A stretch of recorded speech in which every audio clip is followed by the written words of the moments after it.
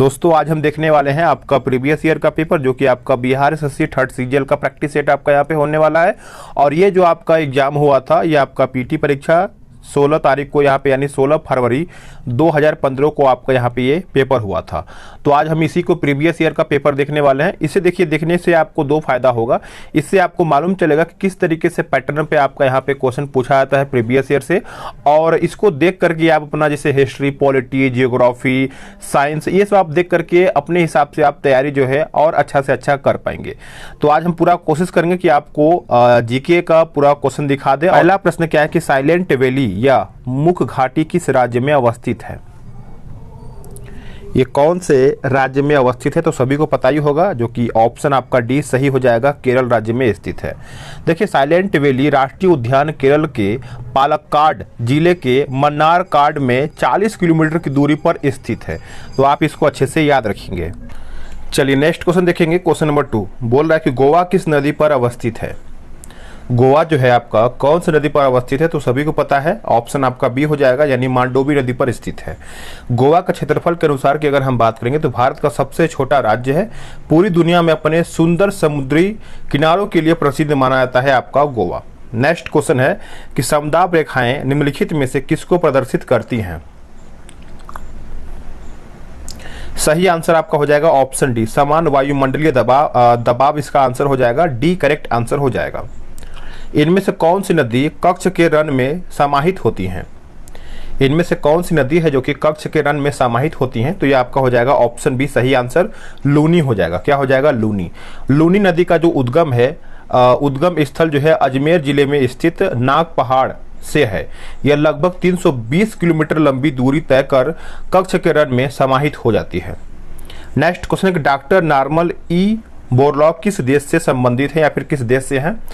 तो ऐसा ही आपका प्रश्न एग्जाम में देखने को मिला, उस टाइम हुआ था। तो देखिए, इसका सही आंसर आपका हो जाएगा क्वेश्चन नंबर 5 का ऑप्शन सी, अमेरिका से संबंधित है। सी करेक्ट आंसर हो जाएगा। नेक्स्ट क्वेश्चन कि भारतीय संविधान का कौन सा अनुच्छेद छुआछूत उन्मूलन से संबंधित है? तो देखिए, छुआछूत से अगर हम बात करेंगे तो इसका सही आंसर आपका हो जाएगा अनुच्छेद 17 से है। किससे? अनुच्छेद 17 से। और वही हम बात करेंगे अनुच्छेद 18 के बारे में। तो ये आपका उपाधियों से अंत है, यानी उपाधियों के बारे में बताया गया है। और अनुच्छेद 15 आप सब लोग कमेंट करके बताइएगा। सिंपल है, अनुच्छेद 14 और अनुच्छेद 15। नेक्स्ट क्वेश्चन के बिहार पंचायती राज अधिनियम में ग्राम पंचायत की अवधि 5 वर्षों की निर्धारित है। इसकी गणना जो है आपका पंचायत निर्वाचन के परिणाम घोषित करने की तिथि से की जाती है। आंसर जो है आपका सी सही आंसर हो जाएगा। नेक्स्ट क्वेश्चन कि राज्यसभा के संदर्भ में निम्नलिखित में से कौन सा कथन सही है? इनमें से पूछ रहा है कि राज्यसभा के संदर्भ में कौन सा कथन इसमें सही है? तो इसका आंसर आपका हो जाएगा ऑप्शन सी, राज्य सूची के किसी विषय पर संसद कानून बना सकती है अगर राज्यसभा 2/3 बहुमत से पारित करे कि राज्य सूची का संदर्भ यानी जो आपका संदर्भगत विषय राष्ट्रीय महत्व का हो गया है। इस प्रकार से आंसर जो है आपका सी सही हो जाएगा। नेक्स्ट क्वेश्चन कि राष्ट्रीय प्रतीकों के संबंध में नीचे दिए गए कथनों में से कौन सा कथन यहाँ पे सही नहीं है? यानी इनमें से पूछ रहा है कि गलत कथन आपका यहाँ पे कौन सा है। तो गलत की अगर हम बात करेंगे तो ऑप्शन आपका जो सी है, राष्ट्रीय प्रतीक जो है आपका लौरिया नंदनगढ़ के सिंह शीर्ष से लिया गया है, यही आपका गलत हो जाएगा। देखिए, हमारे देश का जो राष्ट्रीय प्रतीक है ये सारनाथ के अशोक स्तंभ से लिया गया है। बाकी आपका भारत के राष्ट्रीय ध्वज की जो चौड़ाई और लंबाई करीबन 2:2 यानी 2:3 सही है। राष्ट्रीय झंडे के चक्र में जो आपका आरों की संख्या है, यानी जो तिल्ली उसमें माना जाता है, 24 सही है। और राष्ट्रीय धुन बजाने की पूर्ण आधिकारिक जो आपका अवधि है 52 सेकेंड है। तो ये भी आपका यहाँ पे सही है। चलिए नेक्स्ट क्वेश्चन देख लेते हैं। आपका नेक्स्ट क्वेश्चन कौन सा नंबर है? ये आपका है 10 नंबर। बोल रहा है कि लोकसभा या विधानसभा के निर्वाचन में एक उम्मीदवार अपनी जमानत की राशि खो देगा अगर उसे कुल वैध मत होगा कितना? देखिए, जमानत राशि की अगर हम बात करेंगे तो 1/6 से अगर कम मत प्राप्त करता है तो अपना जमानत राशि जो है खो देता है। तो इस प्रकार से आंसर आपका सी सही हो जाएगा। भारतीय राष्ट्रीय कांग्रेस का प्रथम अधिवेशन दिसंबर 1885 में कहां पर हुआ था? देखिए 1885 की अगर हम बात करेंगे तो ये आपका बॉम्बे में हुआ था, यानी बी सही आंसर हो जाएगा। और अगर हम बात करेंगे इसका प्रथम अधिवेशन बंबई के गोलक यानी गोकुलदास तेजपाल संस्कृत विश्व या फिर संस्कृत विद्यालय में व्योमकेश बनर्जी की अध्यक्षता में हुआ था। उस समय लॉर्ड डफरिन भारत के वायसराय थे। उस समय लॉर्ड डफरिन जो थे भारत के वायसराय थे। नेक्स्ट क्वेश्चन है कि एक दल लोकसभा में विपक्षी दल होने का दावा करता है, इसके पास न्यूनतम कितने सांसद लोकसभा में होने चाहिए? तो कम से कम की अगर हम बात करेंगे तो 55 जो है सांसद यहाँ पे उसके होने चाहिए, तभी आपको यहाँ पे हो सकता है। तो आंसर आपका ए हो जाएगा। ग्राम पंचायत का कोई सदस्य हस्तलिखित आवेदन मुखिया को समर्पित कर त्यागपत्र दे सकता है। आवेदन समर्पित करने के कितने दिनों बाद त्यागपत्र जो है प्रभावी माना जाएगा? तो 13 का जो आंसर है आपका हो जाएगा ऑप्शन ए 7 दिनों के बाद, यानी ए करेक्ट आंसर हो जाएगा। नेक्स्ट क्वेश्चन है कि भारत में स्वतंत्रता के बाद प्रथम आम चुनाव कब संपन्न कराए गए थे? प्रथम आम चुनाव जो है कब संपन्न कराया गया था?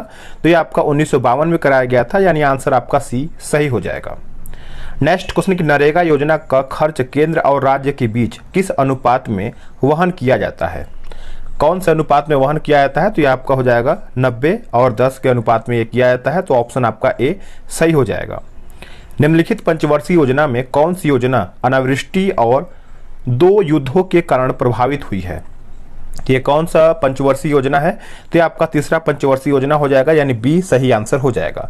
तीसरा पंचवर्षीय योजना का कार्यकाल आप सब लोग याद रखेंगे 1961 से लेकर के 1966 के बीच में ये हुआ था। इसका अध्यक्ष जो है पंडित जवाहरलाल नेहरू थे। नेक्स्ट क्वेश्चन है कि बिहार में किसान सभा की स्थापना किसके द्वारा किया गया था? बिहार में किसान सभा, तो ये जो किया गया था सहजानंद सस्ती के द्वारा किया गया था। बी सही आंसर हो जाएगा। 1860 में प्रकाशित नील दर्पण नील की खेती करने वालों की दुर्दशा चित्रित करता है। नील दर्पण के रचनाकार कौन थे? देखिए नील दर्पण के रचनाकार की अगर हम बात करेंगे तो ये आपका दीनबंधु मित्र हो जाएगा, यानी सी जो है सही आंसर हो जाएगा। चलिए नेक्स्ट क्वेश्चन देख लेते हैं। अगला क्वेश्चन है 19 नंबर कि नीचे दिए गए कमेटियों में किसका संबंध जो है पंचायती राज से संबंधित है? देखिए पंचायती राज्य की अगर हम बात करेंगे तो आपको याद ही होगा बलवंत राय मेहता समिति या फिर बलवंत राय मेहता कमेटी हो जाएगा। आंसर आपका ए सही हो जाएगा। अब देखिए 1956 में बलवंत राय मेहता समिति का जो गठन हुआ था, आप इस पॉइंट को अच्छे से याद रखेंगे, 1956 में हुआ था। सामुदायिक विकास कार्यक्रम का सार क्या था? सामुदायिक विकास कार्यक्रम का सार अगर आपसे पूछा जाए तो लोक भागीदारी मारिएगा, ऑप्शन आपका सी सही हो जाएगा। द्रोणाचार्य पुरस्कार किस क्षेत्र में दिया जाता है? द्रोणाचार्य जो पुरस्कार है आपका कौन से क्षेत्र में दिया जाता है? तो ये आपका हो जाएगा क्रीड़ा प्रशिक्षण हो जाएगा, यानी सी जो है इसका सही उत्तर हो जाएगा। नेक्स्ट क्वेश्चन है कि राष्ट्रीय खेल दिवस 29 अगस्त को मनाया जाता है, यह निम्नलिखित में से किन से संबंधित है? तो आपको पता ही होगा, ऑप्शन के हिसाब से आपने आंसर किया होगा, option A Dhyanchand, major Dhyanchand हो जाएगा। ए सही इसका उत्तर हो जाएगा। आगे देखेंगे रेमन मैग्सेसे पुरस्कार रामोन मैग्सेसे के नाम पर दिया जाता है, यह किस देश के राष्ट्रपति थे? यह जो थे कौन से देश के राष्ट्रपति थे? तो करेक्ट आंसर आपका 23 का हो जाएगा, ऑप्शन सी फिलीपींस। क्या हो जाएगा? फिलीपींस जो है इसका सही आंसर हो जाएगा। नेक्स्ट क्वेश्चन आपका बोला है कि 12वें शीतकालीन ओलंपिक खेल किस देश में आयोजित किए गए थे? 12वें शीतकालीन ओलंपिक, तो ये आपका करंट अफेयर का उस टाइम का प्रश्न था, तो ये आपका हो जाएगा ऑप्शन ए रूस हो जाएगा। नेक्स्ट क्वेश्चन कि सहारा रेगिस्तान किस महाद्वीप में अवस्थित है? सहारा रेगिस्तान जो है आपका कौन से महाद्वीप में अवस्थित है? तो ये आपका अफ्रीका हो जाएगा। क्या हो जाएगा? अफ्रीका। अफ्रीका। अब इसके बारे में थोड़ा समझिएगा कि सहारा मरुस्थल अफ्रीका के उत्तरी भाग में अटलांटिक महासागर से लाल सागर तक 5600 किलोमीटर की लंबाई तक सूडान के उत्तर तथा एटलस पर्वत के दक्षिण 1300 किलोमीटर की चौड़ाई में ये फैला हुआ है। तो आप इस पॉइंट को अच्छे से याद रखेंगे। डुरंड कप जो है किस खेल से संबंधित है? तो आपको कप वगैरह भी आपको याद करके जाना है, तो ये आपका हो जाएगा फुटबॉल। क्या हो जाएगा? फुटबॉल। नेक्स्ट क्वेश्चन के वर्ष 2014 के नोबेल शांति पुरस्कार के विजेता कौन है? तो 14 का पूछ रहा है, तो ये आपका हो जाएगा ऑप्शन सी मलाला यूसुफजई और कैलाश सत्यार्थी हो जाएगा। सी करेक्ट आंसर हो जाएगा। बिहू किस राज्य का लोक नृत्य है? तो आपको लोक नृत्य भी देखना है, हर एक राज्य का जो इंपॉर्टेंट है, फेमस है। तो 28 का जो आपका हो जाएगा उत्तर ऑप्शन ए असम। बिहू असम हो जाएगा। पेरू की राजधानी क्या है? पेरू की राजधानी है कौन सा? देखिए पेरू की अगर हम बात करेंगे तो ये आपका हो जाएगा ऑप्शन सी, लीमा। क्या हो जाएगा? लीमा सही आंसर हो जाएगा, याद रखेंगे। चलिए नेक्स्ट क्वेश्चन देख लेते हैं। बोल रहा है कि चेरनोबिल परमाणु संयंत्र जो अब बंद है वो कहाँ पर है? चेरनोबिल परमाणु संयंत्र जो अब बंद है वो कहाँ पर है? तो ये आपको देखने को मिलता है यूक्रेन में। कहाँ पे? यूक्रेन। नेक्स्ट क्वेश्चन कि जापान की मुद्रा क्या है? देखिए आपको राजधानी याद रखना है, मुद्रा याद रखना है, कौन सा देश किससे संबंधित है ये भी आपको अच्छे से देखना है, क्योंकि ऐसे प्रश्न आपको देखने को मिलेगा, क्योंकि प्रीवियस ईयर में आया हुआ है। तो जापान की मुद्रा का नाम है येन।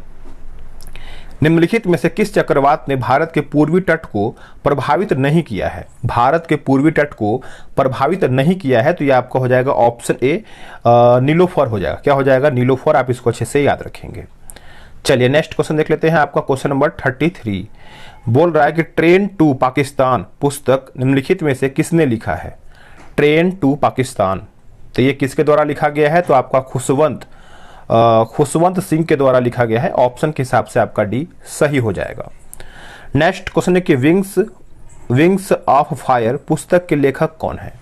विंग्स ऑफ फायर पुस्तक के लेखक कौन है? तो ये जो आपके हो जाएंगे अब्दुल कलाम। अब्दुल कलाम यानी ऑप्शन बी सही हो जाएगा। नेक्स्ट क्वेश्चन है कि भारत एक खोज पुस्तक अहमदनगर किला जेल में कारावास के दौरान लिखी गई थी। भारत एक खोज के लेखक कौन है? भारत एक खोज के लेखक कौन है? तो आपको पता ही होगा, जवाहरलाल नेहरू जो है इस लेखक से संबंधित है, यानी इस बुक से संबंधित है, भारत एक खोज। नेक्स्ट क्वेश्चन है कि कौन सा देश sugar bowl of the world के रूप में जाना जाता है? चलिए बताइएगा। तो इसका आंसर आपका हो जाएगा क्यूबा। क्या हो जाएगा? क्यूबा जो है इसका सही आंसर हो जाएगा। आप इसको अच्छे से याद रखेंगे। क्यूबा गणतंत्र कैरिबियाई सागर में स्थित एक द्वीपीय देश है। हवाना यहाँ की राजधानी, सबसे बड़ा शहर है। नेक्स्ट क्वेश्चन कि जल का घनत्व किस तापमान पर सर्वाधिक होता है? जल का घनत्व के बारे में पूछ रहा है, तो ये आपका हो जाएगा 4 डिग्री सेल्सियस, यानी ऑप्शन डी करेक्ट हो जाएगा। संयुक्त राष्ट्र संघ का गठन जो है किस वर्ष में हुआ था? संयुक्त राष्ट्र संघ का गठन पूछ रहा है, तो ये आपका हो जाएगा वर्ष 1945 में। इसीलिए मैं आपको बोल रहा हूँ कि लुसेंट का जो पीछे का हिस्सा दिया गया विविध का, उसको आपको अच्छे से पढ़ना है। भारत की आज़ादी के समय भारत के वायसराय कौन थे? भारत की आज़ादी के समय भारत के वायसराय कौन थे? तो उस टाइम आपके थे Lord Mountbatten. Lord Mountbatten, option आपका सी सही हो जाएगा। कौन सा आईसीएस अधिकारी भारतीय राष्ट्रीय कांग्रेस के 1885 के गठन में शामिल रहा था? बताइए। तो ये आपका हो जाएगा ए.ओ. ह्यूम। ए.ओ. ह्यूम यानी ऑप्शन डी सही हो जाएगा। म्यांमार की नई राजधानी कौन सा है? तो 41 का जो आंसर है आपका हो जाएगा नेपिदाब। नेपिदाब यानी ऑप्शन सी जो है सही हो जाएगा। नेक्स्ट क्वेश्चन कि तमस उपन्यास के लेखक कौन है? तमस के बारे में आपको पता ही होगा। इसका आंसर आपका हो जाएगा भीष्म साहनी। भीष्म साहनी यानी ऑप्शन ए सही हो जाएगा। चलिए आगे देखेंगे। वर्ष 2013-14 में रणजी ट्रॉफी किस टीम ने जीती है? तो ये आपका हो जाएगा ऑप्शन सी कर्नाटक। क्या हो जाएगा? कर्नाटक इसका सही उत्तर हो जाएगा। भारतीय आजादी के समय इंग्लैंड के प्रधानमंत्री कौन थे? भारतीय आजादी के समय इंग्लैंड के प्रधानमंत्री कौन थे? तो आप सब लोग याद रखेंगे क्लेमेंट एटली। क्लेमेंट एटली हो जाएगा। आंसर आपका सी सही हो जाएगा। भारतीय रिजर्व बैंक के वर्तमान गवर्नर कौन है? तो अभी फिलहाल में बताइए कमेंट करके। उस टाइम कौन था? तो मैं आपको बता दे रहा हूँ, रघुराम राजन। आप कमेंट करके बताइएगा। भारत के राष्ट्रीय महिला आयोग की वर्तमान अध्यक्ष कौन है? भारत के राष्ट्रीय महिला आयोग की वर्तमान अध्यक्ष कौन है?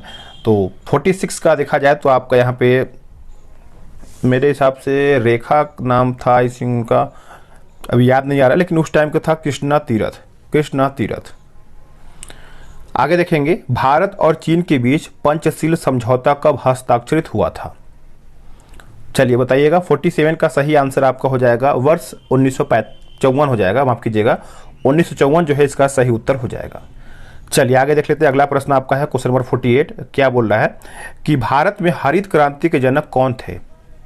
भारत में हरित क्रांति, तो ऑप्शन आपका सी सही हो जाएगा, M S Swaminathan. M S Swaminathan सही आंसर हो जाएगा। नेक्स्ट क्वेश्चन है कि आंग सान सू की जो NLD की नेत्री हैं किस देश से संबंध रखती हैं? वो कौन से देश से संबंध रखती हैं? तो आपका म्यांमार हो जाएगा। आंसर आपका डी सही हो जाएगा। नेक्स्ट क्वेश्चन कि महात्मा गांधी और बाबा साहेब अम्बेडकर के बीच पूना संधि कब की गई थी? वर्ष 1932 में किया गया था। आंसर आपका बी सही हो जाएगा। गिर का वन शेरों के लिए प्रसिद्ध है। यह गिर है किस राज्य में अवस्थित है? तो ग से गिर और ग से गुजरात, तो आप सभी लोग भूलेंगे नहीं। आंसर आपका सी सही हो जाएगा। नेक्स्ट क्वेश्चन के प्रसिद्ध पेंटर राजा रवि वर्मा किस रियासत से जुड़े हुए थे? ये कौन से रियासत से जुड़े हुए थे? तो आपका त्रावणकोर हो जाएगा, यानी ऑप्शन जो है आपका बी सही हो जाएगा। आगे देखेंगे बिहार में बहने वाली नदियों में किसका उद्गम अमरकंटक में है? बिहार से भी आपका एक आध दो प्रश्न, चार प्रश्न आ सकता है, तो बिहार को भी इग्नोर नहीं करना है, उसको भी आपको देखते रहना, लेकिन ज़्यादा नहीं देखना है, क्योंकि दो चार प्रश्न के लिए आपको ढेर नहीं पढ़ना है। ज़्यादा आपको फोकस हिस्ट्री, पॉलिटी, जियोग्राफी, ये सब पे आपको करंट अफेयर पे भी हल्का फुल्का ध्यान देना है। निम्नलिखित में से किसने नालंदा विश्वविद्यालय में अध्ययन किया? इनमें से पूछ रहा है कि नालंदा विश्वविद्यालय में अध्ययन किसने किया था? तो अध्ययन की बात करेंगे तो 44 का आंसर आपका हो जाएगा। बताइए क्या है? आंसर आपका हो जाएगा ह्वेनसांग हो जाएगा, यानी ऑप्शन बी सही हो जाएगा। पूर्ण स्वराज का संकल्प कांग्रेस के द्वारा कब पारित किया गया था? देखिए, पूर्ण स्वराज का जो संकल्प है ये कब पारित किया गया था? तो ये आपका लाहौर अधिवेशन में 26 जनवरी 1930 लाहौर, यानी ऑप्शन बी करेक्ट हो जाएगा। अब देखिए, इसमें आपका कुछ मैथ्स का भी क्वेश्चन आपको यहाँ पे देखने को मिल रहा है। आगे हम देख लेते हैं, क्योंकि मैथ्स का हम छोड़ेंगे और जीके जीएस ही हम कंप्लीट करने वाले हैं। तो देखते हैं एक मिनट आगे कहाँ तक ये आपका मैथ दिया गया है। अच्छा, क्योंकि उस टाइम थोड़ा सा आगे पीछे भी मिला कर दे दिया था। तो 69 देखेंगे कि हरे रंग का पदार्थ जो पौधे में प्रकाश संश्लेषण करता है वह निम्नलिखित में से कौन सा है? वह इनमें से पूछ रहा है कि कौन सा है, बताइएगा। 69 का करेक्ट आंसर आपका क्या हो जाएगा? बताइए।